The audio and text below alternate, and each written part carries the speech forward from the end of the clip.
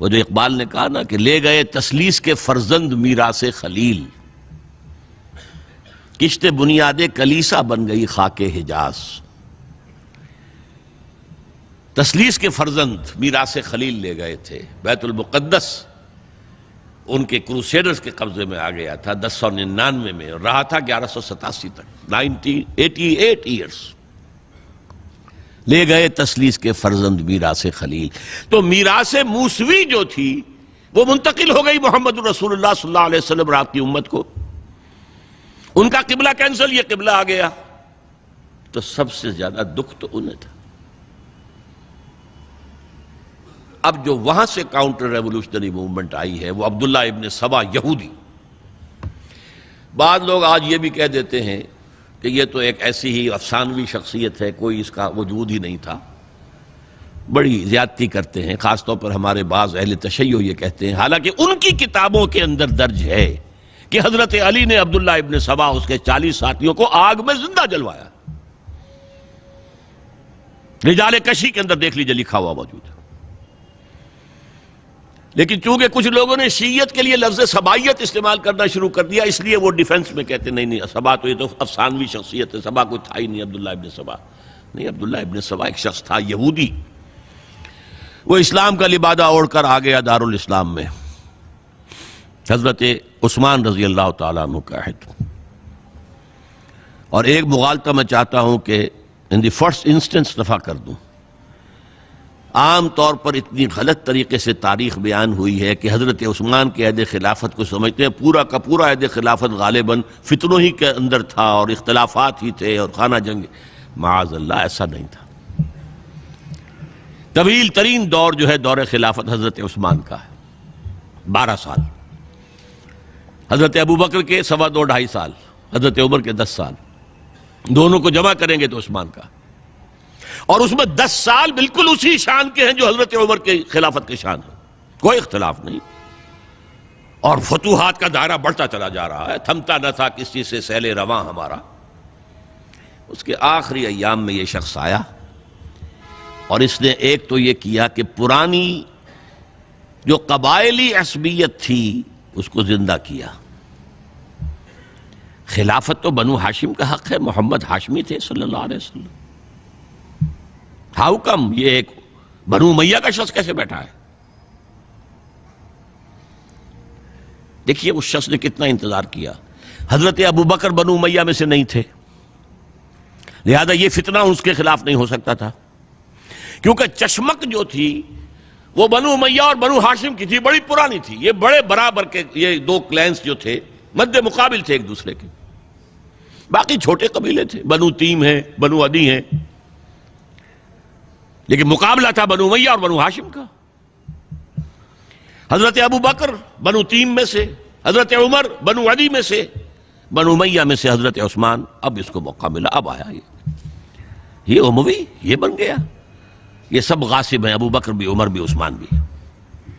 خلافت پہلے دن سے علی کی ہے اور اس کو ملنی چاہیے۔ اس سے آگے بڑھ کر، اور علی تو خدا ہے، انکارنیٹ، گاڈ انکارنیٹ، یہ اس کا عقیدہ جو اس نے پھیلایا۔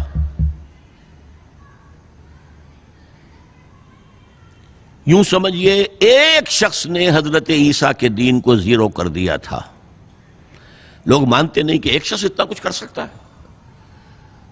یہودی اور سازشی ذہن، ان کی صلاحیت اور ذہانت۔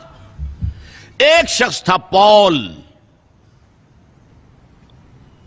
حضرت عیسیٰ کو خدا کا بیٹا بنانے والا، وہ توحید ختم، تسلیس آ گئی۔ شریعت کو ختم کرنے والا وہ حضرت عیسیٰ کہہ کر گئے تھے تم پر شریعت موسوی نافذ رہے گی، اس نے کہا نہیں، ایبروگیٹڈ، نو شریعہ۔ نمبر 3، حضرت عیسیٰ نے کہا تھا تمہیں تبلیغ کرنی ہے صرف یہودیوں تک۔ I have been sent only in search of the lost sheep of the house of Israel۔ میں صرف اسرائیل کے گھرانے کی کھوئی ہوئی بھیڑوں کی تلاش میں آیا ہوں، تمہیں باہر تبلیغ نہیں کرنی۔ اس نے تبلیغ کا دائرہ وسیع کیا۔ وہ دین مسیحیت ختم وہ دین پالزم ہے جو چلا ہے اس کے بعد. سمجھ رہے ہیں اس بات کو؟ اور یہ ڈاکٹر مائیکل ہارٹ نے بالکل صحیح لکھا ہے کہ کرسچینٹی جب تک حضرت مسیح موجود تھے وہ سوائے ایک یہودیوں کے فرقے کے اس کی کوئی اور حیثیت نہیں تھی. لیکن پال نے اسے ایک انڈیپینڈنٹ دین بنایا. ایک شخص کی کارروائی ہے یہ ساری، اور آج پوری دنیا، پوری عیسائی دنیا اسی پر ہے، تسلیس پر بھی، اور شریعت ختم، اور دعوت جو ہے کرتے پھر رہے ہیں پوری دنیا کے اندر. اسی طرح اس نے کیا، قبائلی عصبیت کو چھیڑا اور حضرت علی کا مبالغہ کیا یہ خدا ہے، اوتار، گاڈ انکارنیٹ. تیسرا کام کیا کیا کہ حضرت عثمان رضی اللہ تعالی عنہ اور ان کے جو عاملین تھے، گورنر کوفے کا ہے، گورنر شام میں دمشق میں ہے، گورنر مصر میں ہے، ان کے خلاف پروپیگنڈا شروع کیا. یہ بیت المال میں خیانت کر رہے ہیں، یہ غبن کر رہے ہیں، یہ اپنے عزیزوں کو جو ہے پال رہے ہیں، ان کو دے رہے ہیں، وہ اقربا پروری کر رہے ہیں، اور یہ کر رہے ہیں، اور ٹیکنیک کیسی عجیب. کوفے میں کوفے کے گورنر کے خلاف بات نہیں کریں گے، دمشق اور مصر کے گورنر کے خلاف بات کریں گے. اب کہاں دنیا کے پاس ذرائع تھے کہ کوئی ویریفائی کرے بھئی یہ بات صحیح ہے کہ نہیں ہے، غلط ہے؟ نہ کوئی ذرائع رسل و رسائل ہیں. اور اگر آپ کوفے میں کھڑے ہو کر عثمان نے یہ کر دیا، عثمان نے یہ کر دیا، عثمان نے یہ کر دیا، یہ کر دیا، اب کون اس کو جو ہے اس کی تحقیق کر سکے گا؟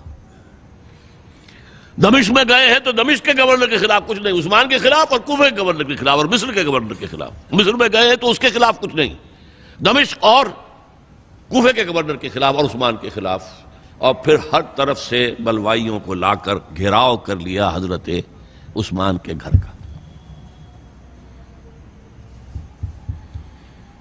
یہ تحریک ہے جو بہت زبردست کامیابی سے ہمکنار ہوئی. یہودی سازش. اب تمام صحابہ کہہ رہے ہیں حضرت عثمان سے کہ آپ ہمیں موقع دیں کہ ہم ان کا سر کچل دیں. آپ فرماتے ہیں نہیں، یہ مجھ پر الزام لگا رہے ہیں نا، میں وضاحت کرتا ہوں.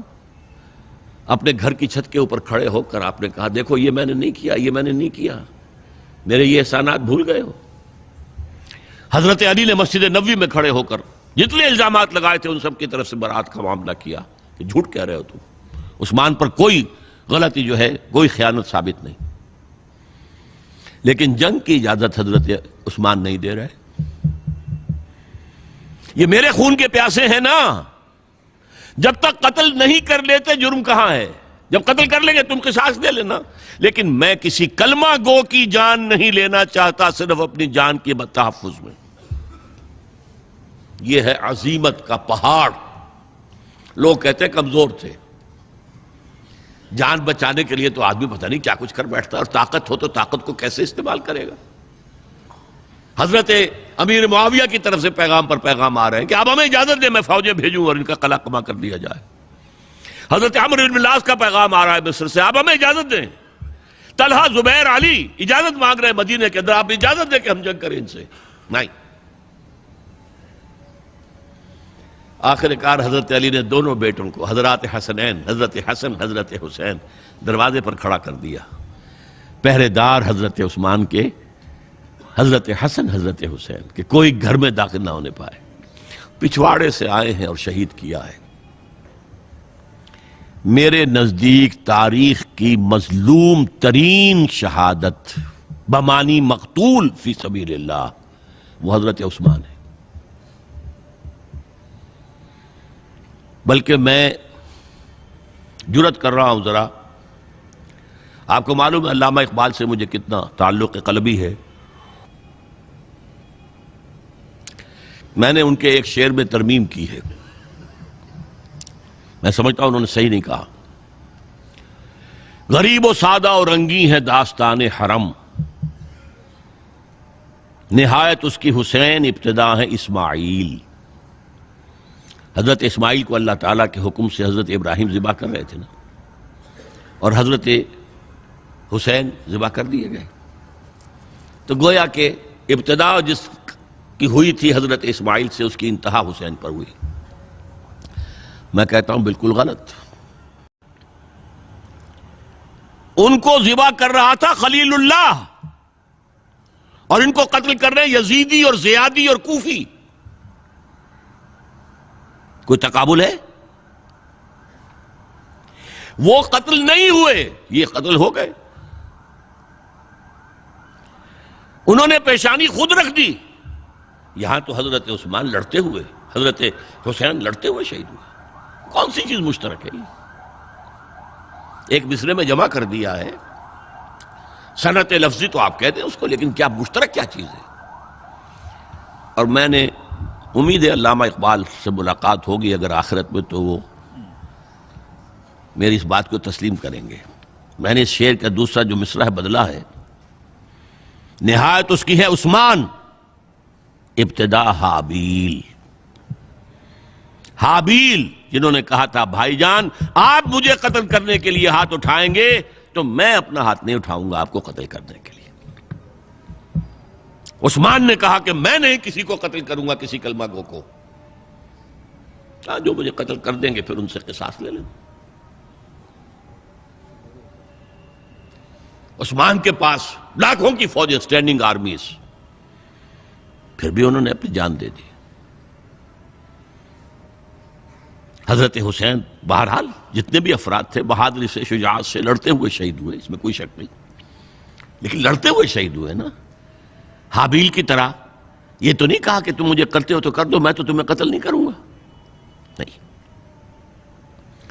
بہرحال یہ جو تھا فتنہ، اس کو کہا ہے اور اس کو کتاب میں لکھا گیا، باقاعدہ ایک تصنیف ہے، الفتنۃ الکبریٰ، عظیم ترین فتنہ، حضرت عثمان کی شہادت۔ اس وقت عبداللہ ابن سلام رضی اللہ تعالی عنہ ایک یہودی عالم دین تھے جو اسلام لے آئے تھے، انہوں نے کہا تھا لوگو ڈرو، عثمان کے خون کا نہ بہانا۔ میں جانتا ہوں تاریخ بنی اسرائیل کی، اگر کبھی کوئی نبی جو ہے اگر شہید کیا گیا تو 70,000 آدمی اس کے بعد مارے گئے اللہ تعالی کی طرف سے، اور نبی کا اگر کوئی خلیفہ قتل کیا گیا تو 35,000 آدمی مارا گیا ہے۔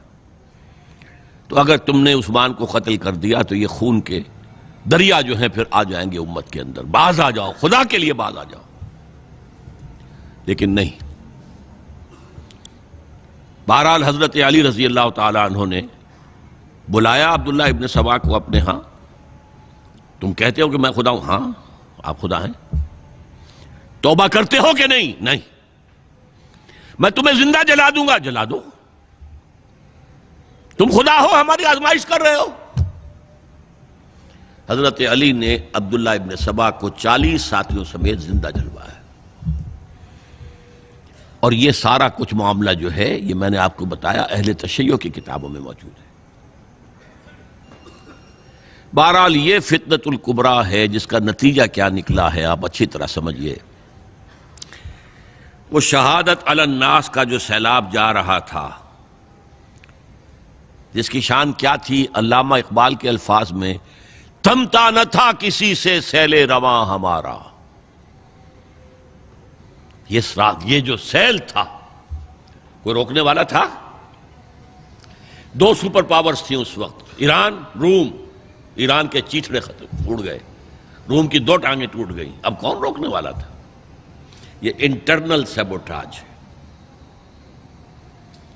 اس کے بعد جو باہمی خانہ جنگی شروع ہوئی ہے، 1 لاکھ مسلمان ایک دوسرے کی تلواروں اور نیزوں سے ختم ہو گئے۔